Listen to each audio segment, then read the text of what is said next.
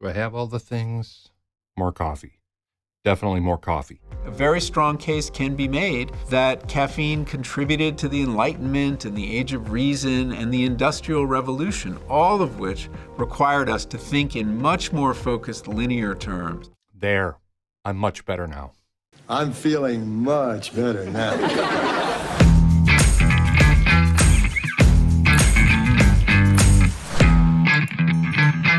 Tin Hut! How you doing, everybody? Andrew Scott, and you are back at the VO Booth Camp. So there's really two schools of thought about doing VO professionally and how to best set yourself up for success as you start and into the future. So one of them is that you really need to invest in yourself. You need to invest in gear. You need to invest in your space.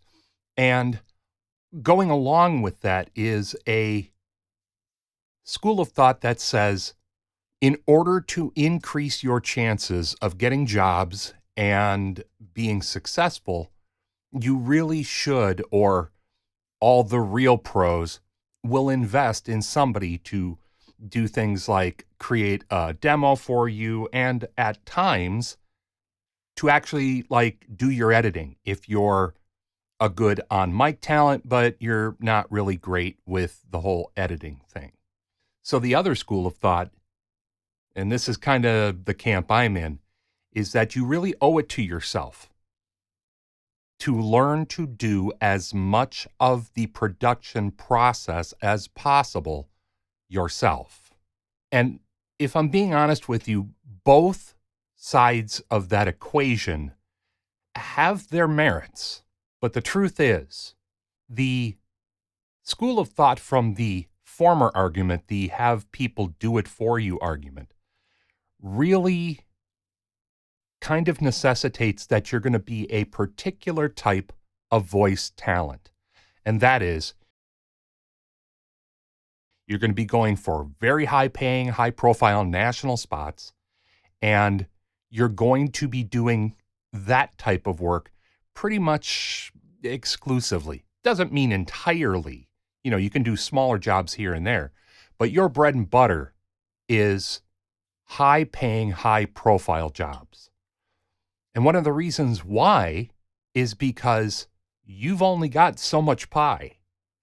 And if you're going to be kicking somebody a reasonable amount of money to do your labor for you, you need to pay them.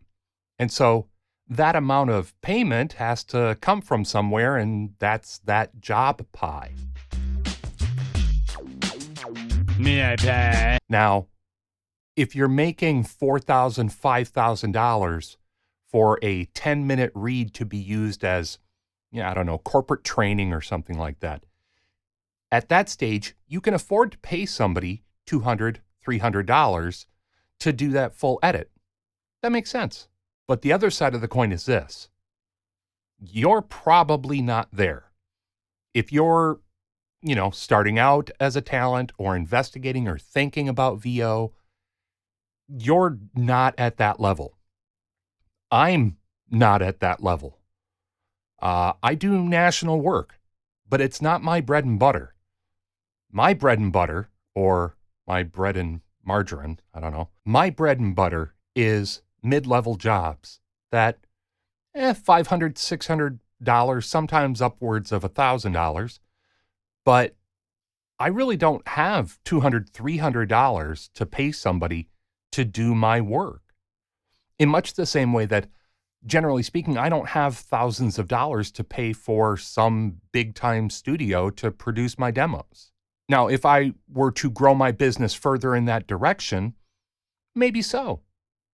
But then that brings us back to this question of, are you going to be able to pull off that level of work that somebody else did yourself when you get hired from a demo that somebody else produced, and that buyer wants to hear that kind of result on their project?